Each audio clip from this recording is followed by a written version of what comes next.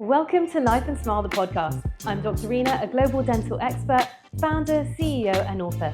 And for our 7th season, we're here to join you on screen straight from our recording studio at 75 Harley Street. Join me in each episode where we talk about everything dental, lifestyle, business, and much more. Join in conversation with an industry insider in their chosen field who give us a behind-the-scenes glimpse into their daily regime, career turning points, and an exclusive look at to what they can't live without. As a businesswoman myself, it's been so inspiring to hear how people have built their careers and shattered those glass ceilings. So let's get the conversation going. Have you seen our latest By Dr. Reena edit? You can find out more information on www.bydrreena.com. So we're back here in our Harley Street recording studio, and sitting across from me to join in conversation is one of the UK's leading hormone health experts and registered nutritionists, Jessica Shand. So welcome onto Life and Smile. Thank you so much for having me, Reena. I'm so happy to be here. It's so great to have you here in conversation. You are, of course, renowned in your field for your unique results-driven hormonal balance method, and I guess using food as medicine to promote health and wellness. So I can't wait to dive into this conversation. I'm genuinely so interested in everything you've been doing since we last met, which I think has been like 5 years ago. So can't wait to get the conversation going. So we'll start off, I guess, I'm interested in your journey to becoming a nutritionist and using the hormonal side of things. And I've been following you on Instagram. Everything you put out there is so super interesting.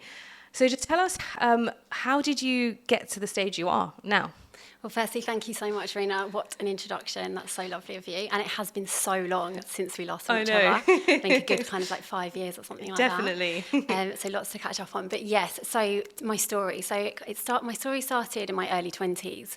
I was dealing with quite a few different symptoms. I had quite bad anxiety, which was quite debilitating at times, panic attacks. I had quite a few different gut issues as well. But the main issue that I was actually dealing with was my very irregular cycle. Right.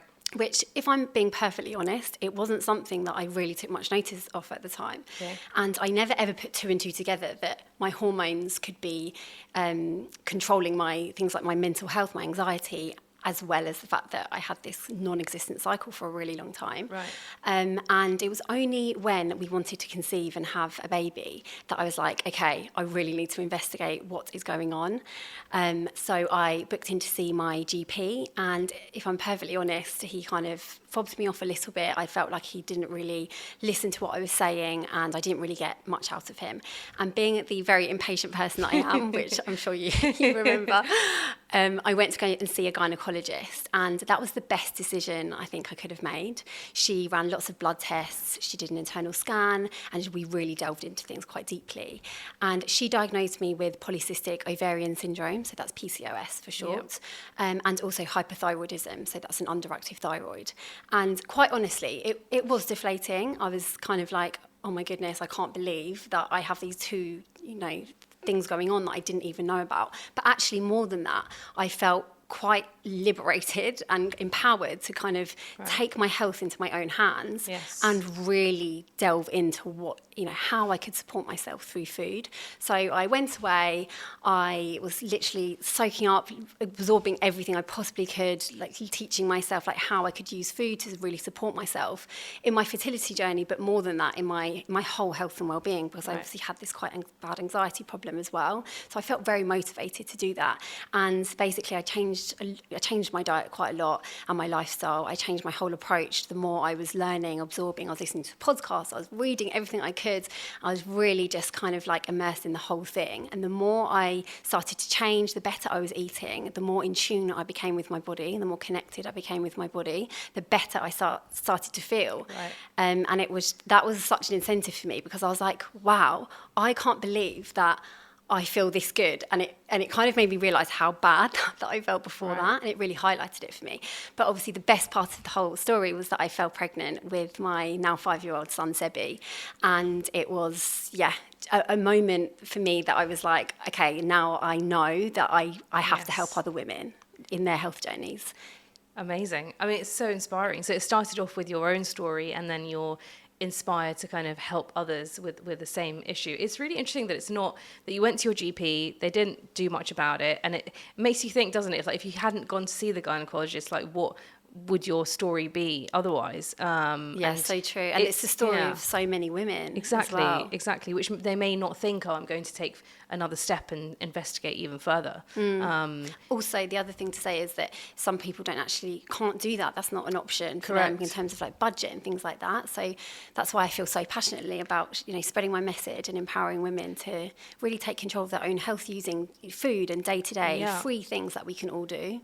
And with the food side of things, and I guess the hormone side as well, like, is it obviously stuff that you've learned, you've trained in nutrition side of things, but have you also had to like experiment with things, see what works, Definitely. and be quite creative? Or yeah, for sure. I feel like I've literally tried everything out there and so many different things. But I think the main thing is, nutrition is never a one size fits all approach. Right. You have to really kind of like tap into your own intuition, your own body, connects with yourself and what you need as an individual, and that is so different for every single person. And I think that's why the topic of nutrition is fascinating, and we are so lucky in this day and age that we have so much information available to us. But also I really encourage people to really kind of like honor what they need as an individual, and the way that you can figure that out is, I'm sure we'll get into it, but things like something I call the life audit, and things that you can really do that help kind of like shine light on the areas that you need to really kind of focus on. Right. I think just generally in medicine things have changed, like it's all very personalized, and even in dentistry they say now everything has to be personalized, tailored to that individual, and I guess that's the same for nutrition. Absolutely. Even like nutrition's linked with gum health, and we kind of, yes, we have our general advice, but you're right, it's not a one size fits all. And I guess there's the whole topic of like nutrigenetics as well, and everyone's genetics is different, so the same food might not have the same impact on individuals. Anyway, fascinating, it's isn't such it? From people might think, oh, diet nutrition is simple, straightforward, but actually there's so much to it that we may not be aware of as such. And sometimes it can feel really overwhelming as well on that note. But yeah, that's where I kind of come in. I feel like I have a book called The Hormone Balance Handbook. Yes. And I really try to bridge the gap between the science, the stuff that we definitely need to know. We need to understand what our hormones are doing and why, but also how to actually implement that. Yes. How we integrate that into our lifestyle is so fundamental to making changes, and for those changes to be sustainable. Yes, for sure. I mean, over the years, since you kind of, I guess the last kind of 5 years or so, are there any particular topics that you've really enjoyed within that whole field, like really enjoyed working on, or has had a bigger impact than others? I think I'd have to say, I'm not just saying this because of my book, but definitely hormonal health. Right. And that obviously, hormones literally dictate and influence practically every single body system and the way that our body functions and our brain. So it is a fascinating area of health, and one that I am just, obsessed with, but in the best way. It blows my mind how much of an impact we can make ourselves through food, and how we can really influence how our hormones are working for us. Yes. So I think, learning to work with your body to help our internal terrain and to help our hormones be able to be optimal, it changes everything, and it's an area that I'm fascinated by, but specifically probably fertility, also the menstrual cycle, like menstrual cycle health generally, getting to the root cause of problems. So like, why do we feel the way we do? Like, why do some women have 10 out of 10 bad like PMS symptoms every single month? Why do women have such bad anxiety? And why does it get worse at different points of the cycle? And it fascinates me because the hormonal system, the endocrine system, is complex, and it's so interesting, and there's so much to learn from it and by it. But also what fascinates me the most is how, like I said, how much of an impact we can make ourselves, and how that has such a positive cascade for our whole health and well-being and how we feel. So how did it happen in terms of so then you obviously had your journey, and then you started taking on clients and helping, and I guess it must have been quite a lot of positive reinforcement, because when you see, I'm sure you remember your first client and then the results they've got, that must have been quite rewarding, and give you the confidence to help other women and other people out there. Yeah. How did that all, and then you just built your book in terms of clients that wanted to or interested in? How did you get the word out there? And So going back, it all feels a bit like a whirlwind, to be honest, but quite a long one, because it's been many years like in the making. But I guess it all started definitely through one-to-one work, working with real women with real problems and helping them get to the root of their problems.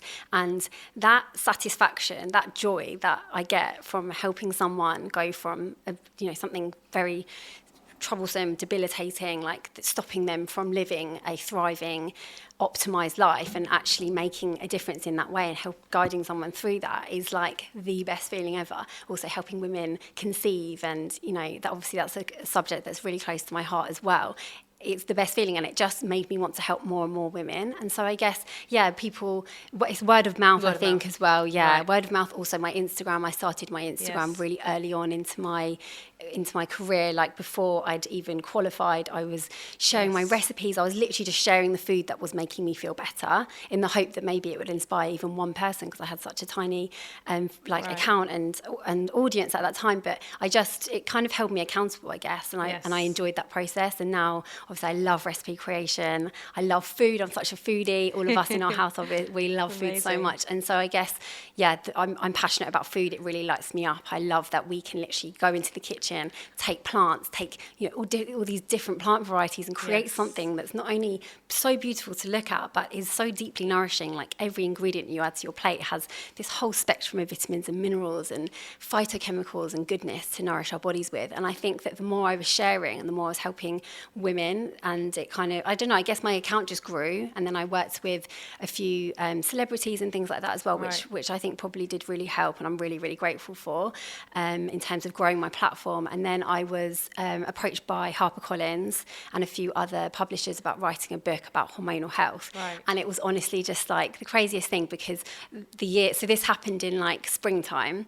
This is a couple of years ago, and the New Year's Eve before that, every New Year's Eve I do a vision board, and I always write down like my ultimate goals, like things that you feel like, it feels really like a bit kind of like icky writing it down, because you're like, that's so big. I feel like, could that even happen? Is it achievable? But exactly. And I wrote it all down, and one of those things is writing a book. Oh, that's incredible. And even from since I was a little girl, I always wanted to write a book. I studied journalism at uni. This is before I studied naturopathic nutrition, and I've always been a writer. I love writing. I love using my words. And so anyway, I wanted to write this book. I'd written it down. I even was so specific. I even wrote a hormone book. Like I literally wrote it down, and then I got approached by HarperCollins, and then the whole process came about, and then I was writing it, testing recipes. And the reason I wanted to write the book in the first place, though, not just to have a book, it was the fact that I was having all of these clients coming into my clinic with all of these problems, frustrations, these common issues that just come up time and time again. It was like an everyday occurrence that, so many people have PMS and think that that's normal, but it's not normal. And it's like helping women, and things like going through perimenopause and also fertility and all of these things. I wanted to basically write this handbook, quite literally this handbook, this Bible of everything I'd learned in clinical practice, but also from my own experience. And also everything is science-backed. So like every single thing I've written in there, I have like research papers, studies, that part of it being, science-backed, science-led is so important to me. And I think that having a book that combines those two areas is amazing, and probably was needed. I felt like it was needed, because I had never seen anything like that. And I guess it was the book that I wish that I had in my hormonal health journey. For sure. I mean, Instagram is great. You've got everything on there, but to have something in one place is really special, and that you can use for your clients or anyone else. And it's just something that you can follow. And I have to say, like, visually so beautiful as well. Thank you. But it's amazing you had that kind of vision at the start of the year, and then you actually got approached for it. It wasn't that you approached it, it's like someone approached you, which is amazing. How was it writing a book? Because I just released my perio handbook, and it was tough. How did you find it in terms of, because people are often inspired to write books. Yeah. The process, how did you find the whole thing? I mean, I can't lie. It was a real juggle. As you know, when you've got a young child and you're working and you're doing all of the things, and also trying to stay healthy and going to bed early and all of those exercising, all of the things. It was a struggle. I definitely have to say it was my amazing husband that just made it possible, because without him and without us being such a strong family unit, I definitely wouldn't have been able to do that. So yeah, he was so supportive, so flexible, and yeah, that definitely helps. You need that kind of support that keeps you going at times where you think, oh, I'm just going to quit, in terms of like the amount of effort it takes to bring it all together, for sure. Yeah, as you know, there's so many moving parts to it. Exactly. And you want it to be so perfect. You know, you've got this book that is going to live on forever, and it's like your life's work, and you're like, okay, I really, and I used to like wake up in the night and be like, oh no, I need to remember this thing. I had this notebook beside my bed and a pen so that I wasn't looking at my phone in the night, and literally writing things down. It was like I was going a bit crazy, a bit stir crazy by the end of it. But it was all worth it in the end. Yeah, for sure. Going into the book, though, I'm sure our listeners would want to know any initial kind of tips and tricks that everyone could implement into their lifestyle that can have like an immediate impact, any easy changes that people can make. Yes, so many. And actually I think the best place to start probably is to do something called the life audit, which I talk about a lot. And it's basically, it sounds like this kind of like very polished, like complex thing, but actually it's so simple.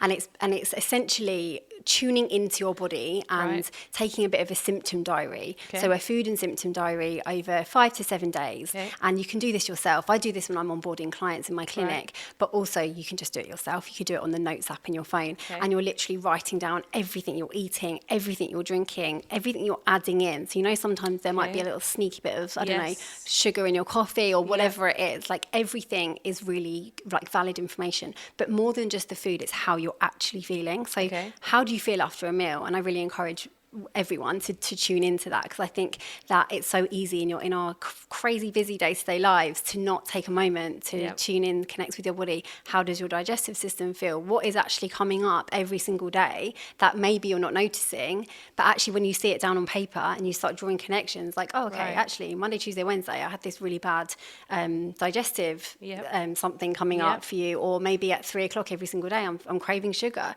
And then so you have this kind of like body of evidence that you can then look at and think, okay, I'm going to work backwards. What is it that what did I eat every single day? Like what? And then I think, you know, look at like lunchtime. What did you put in your lunch? Like, what did you skip breakfast? How many coffees did you have? Like, how hydrated are you? What were your stress levels?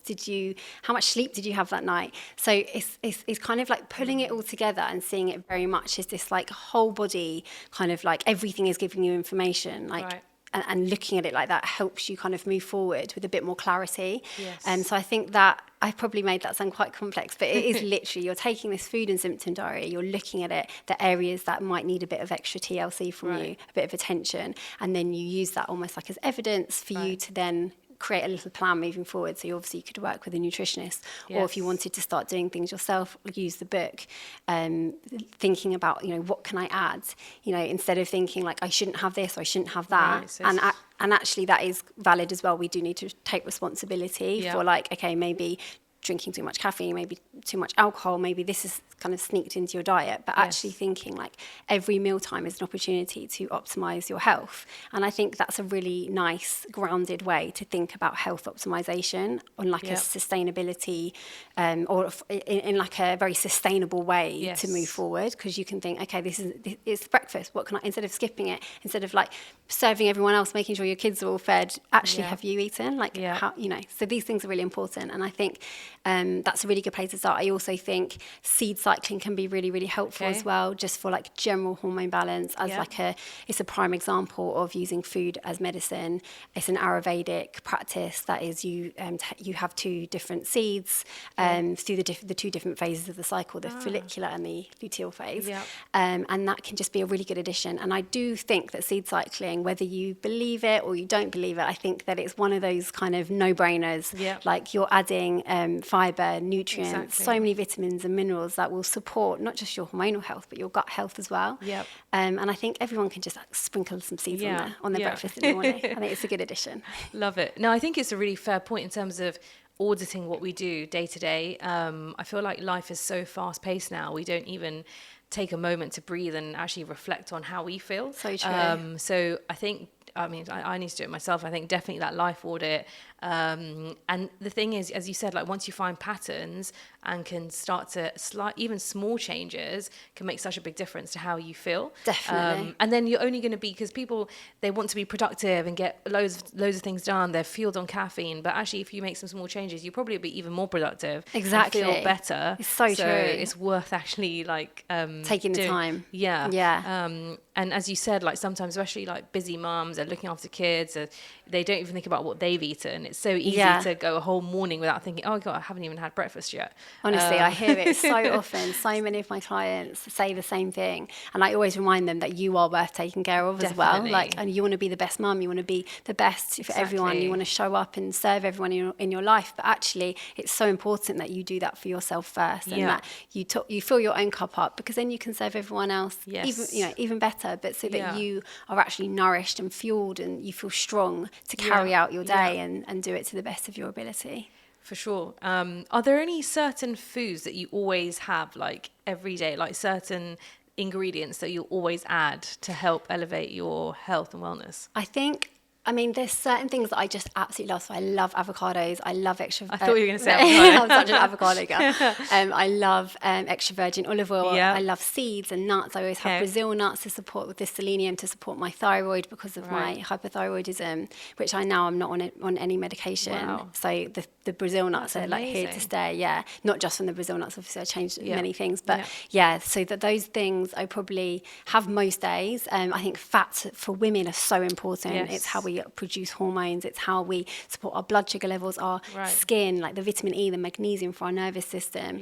So fats are super important. Obviously, I always think about protein and complete proteins. I think sometimes people are a bit obsessed about proteins, because I think actually, like, let's not forget about the other elements. The fiber, we need it for hormone detox, we need it for our gut microbiome, and obviously the gut is the cornerstone to health. Like, there's so many parts to it, but I like to have a variety, and I also like to do my method of cycle syncing. So it's not like, it doesn't have to be perfect. I'm all about progression over perfection. We're not striving for perfection, because there is no time for perfection. We can only do what we can do with what we have available, right? So, but I try to kind of think about what I'm eating at the different phases of the cycle, just to support the ebbs and flows of my hormonal fluctuations as they change throughout the cycle. For example, I'm not going to go into it because it's a really long thing and it'd probably be a whole podcast episode in itself. But for example, in the luteal phase, I'm thinking it's like the inner autumn from a traditional Chinese medicine perspective. I'm thinking about warming foods. I'm thinking about herbs and spices, foods that are really going to warm me up from the inside out. It's particularly as we go into the menstrual phase, when we're on our period.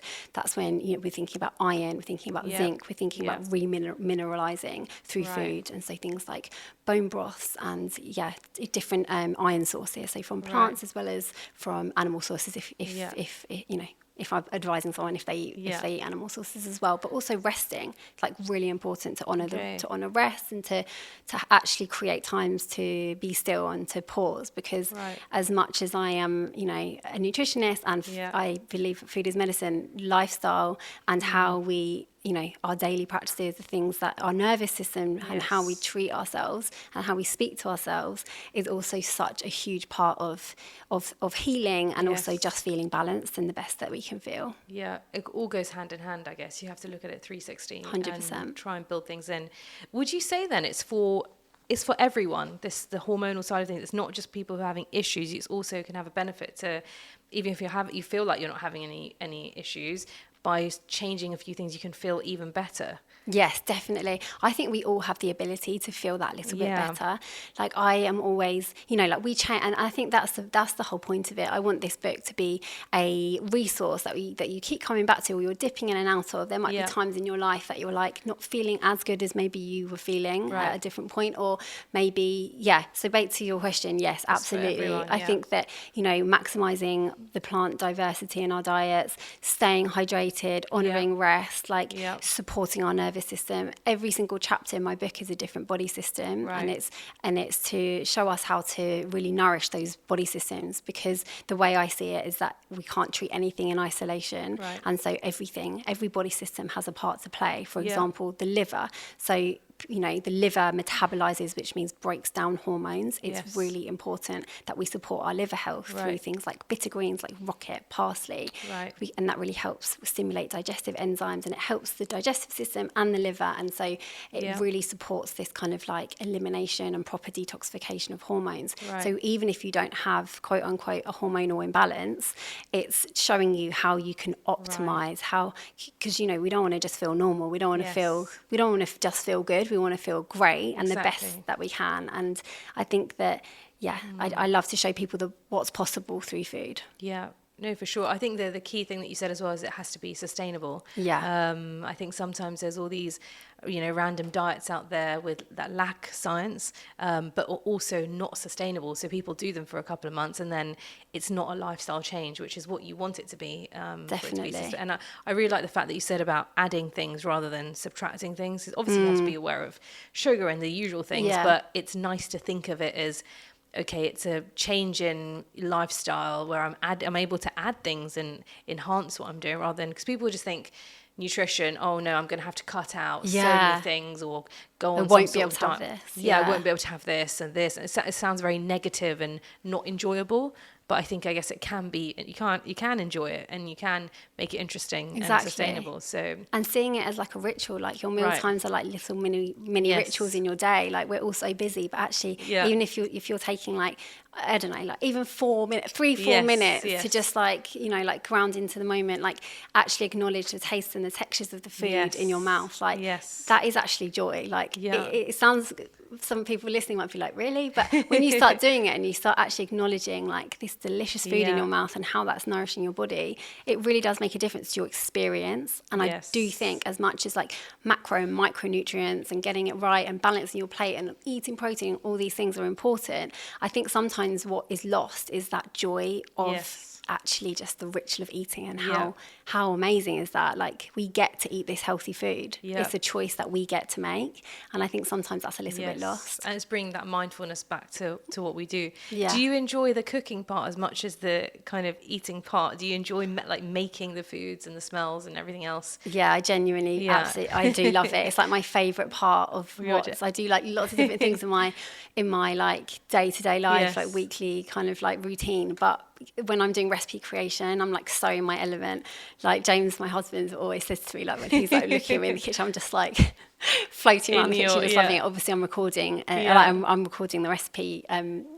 Process, like making it, but I really do love it. I love experimenting with different seasonings and different herbs and spices and just like different combinations of things, like adding peach to a salad, like, and really working with the seasons, eating seasonally, because when you eat seasonally, not only is it going to be peak in terms of nutrients, it's going to be the tastiest, the juiciest. True. So I think I really try to do that.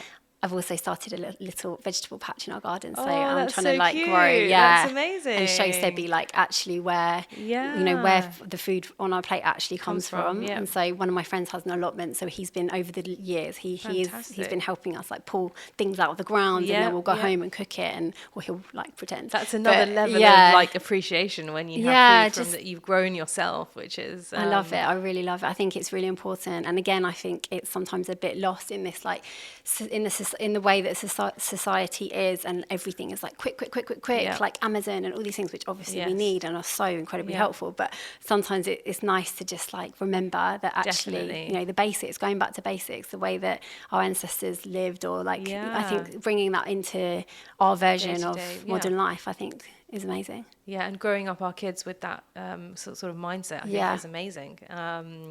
Yeah, you're making me hungry now. Me too. You're making me really hungry.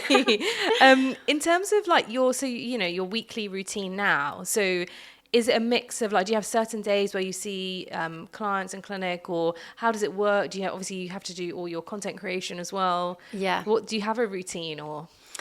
I now have a routine because I've had to, because it was all getting a little bit out of hand. But I've also got a clinic, I also have a clinic at Soho House. I have a nutrition clinic at Soho House. So I've got that and my private clinic as well. So I'm trying to juggle the two things. So, and then obviously the content creation. So I'm a very organised person, and like I do this, on a Sunday, I call it the Sunday night ritual. And I literally write down like every single thing that I want to achieve that is realistic on each day. So that I'm not I had this habit of putting too many things in my diary Yes. and then feeling like I was never achieving enough. So Yeah. I've tried to be a bit more realistic with it. So yeah, I guess my weekly routine is seeing clients in clinic privately, and then also at Soho House as well. And then content creation, recipes, prepping for things like podcasts like this one, writing for press. I write for lots of different magazines, Sheer Luxe, Vogue, lots of different ones that I absolutely love doing as well. So there's lots of different parts to it. And then obviously parenting. So like it's all just another whole job. As you know, it's all a lot, but it is when you're doing something that you love and it lights you up so much. Like yes, it is hard, and I sometimes lie in bed at night like, oh my goodness, I need to there's so much to think about, and so many, you're trying to do so many different things, and also you're helping people, so it's like it's amazing, but also it is quite taxing on your own brain. Definitely. So I'm trying to be a bit more like realistic with my to-do list. But it's great, you've got such a good mix of different things in different areas you can contribute to, essentially. What inspires you? What keeps you going? Because as you said, it's quite full on from everything you do, and you have to stay inspired to help others. Is there something you read, or is there anything which keeps your energy going throughout the day? If I'm honest, the thing that really does keep me going, and I've really noticed this, sometimes, just naturally, sometimes your mood is just a bit low, or and I think depending on where you are in your cycle and things like that. Whenever I have a consultation with a client or a catch up with a client, and after, it's like I can go from being little bit flat, and then I'll speak to one of my clients, and we'll talk, and they lift me up so much. Like when I hear their feedback and how they're feeling and how they have taken control of their health, and they have like done the things that we have discussed, and they have literally put it into action, it is the best feeling for me, because I'm like, you are the reason why I'm doing this. So in all honesty, it's I'd say my clients and also my like online community as well, because even when I'm sharing stuff online, like if I'm talking about seed cycling or just having this approach of like, it's about progression, not perfection, and helping people in that way. And then they message me something like, you've really helped change my mindset on this, or my cycles come back because I've started, prioritizing breakfast. I'm not skipping it anymore, and I've started seed cycling. Honestly, things like that inspire me more than anything, because I just think you're the reason why I'm doing this, which is why I love my client work. Yeah.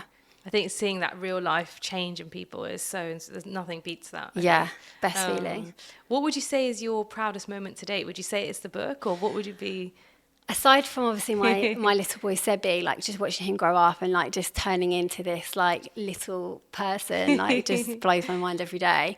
So proud of him. It's like on a professional level, definitely my book. Just what I wanted it so much, and seeing it like in Waterstones, like seeing it in people's houses, seeing it just people buying it and sharing it and cooking from it, and it helping them feel better and improving their health and well-being, makes me so proud.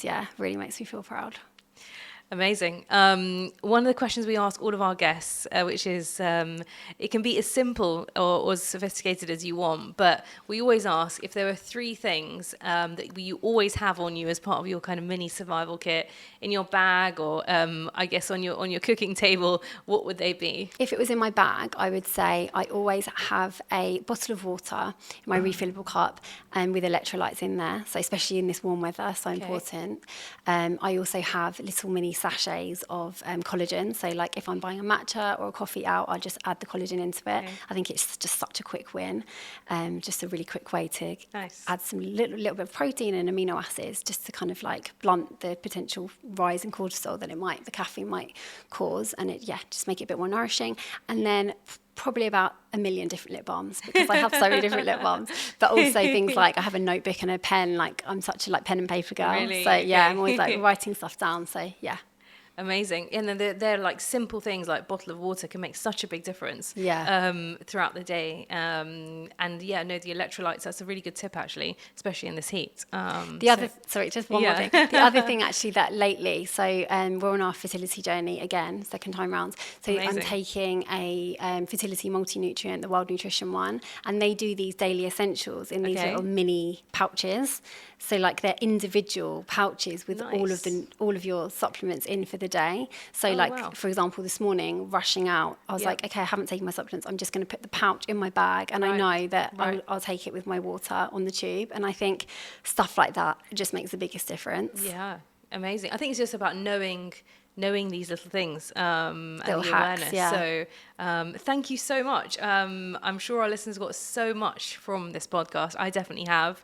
It's so motivating and inspiring to want to make those small changes, but also look into this topic in a lot more detail, because I think it's not talked about enough, and it's amazing that you're out there, and it's so unique, and the book, I mean, it's definitely worth looking into. And I think, as you said, like even just a couple of changes in lifestyle can make such a significant difference to how we feel, which is sometimes we take it for granted, but I think self-care is such a big thing now. Yeah, and it's I so think important. We shouldn't feel bad about it either. No, so, and like I said, like it's not about, sometimes I think we strive for perfection, or we see someone's like 20-step routine on Instagram, we're like, oh my God, I just don't have the time for that. We have children, we have work to get to, we have all of these things, and actually it's about stripping it back, simplifying it, thinking about just small little things that you can do that will make a difference. And I think sometimes, that whole theory of like the 1% better method, I think that's I think James Clear, the guy that wrote Atomic Habits, I think that's a really good thing as well. Definitely. To think about, like just doing these tiny little like things that you can add in, like drink your water. If you can't get electrolytes, put some good quality sea salt in your water. Like make sure you're actually eating breakfast instead of skipping it. Like maybe have one coffee after breakfast instead of, you don't have to just take things out just for the sake of it, just because someone on Instagram tells you to. I think it's about tuning in, like what actually makes you feel better. And I think it can make a profound impact on how you feel, both mentally and physically. Amazing. I could talk to you forever. I know, so there's so much you can say. Thank you so much, Thank you so Reena. much. And where can we find you? Tell us more about where can we get your book? Where can we follow you on Instagram? So you can find me on Instagram. I'm JessicaShand_. My book, The Hormone Balance Handbook, is available at all of the usual book retailers, Amazon, Waterstones, basically all of them. And that's about it really. If you've got any questions or anything, please just always drop me a message on Instagram and I'll try and help as much as I can. Thank you so much, and I'm sure we'll have you back at High Street very soon. I'd love that. Thank you so much. Thank Thank you. Check out our latest By Dr. Reena edit on www.bydrreena.com.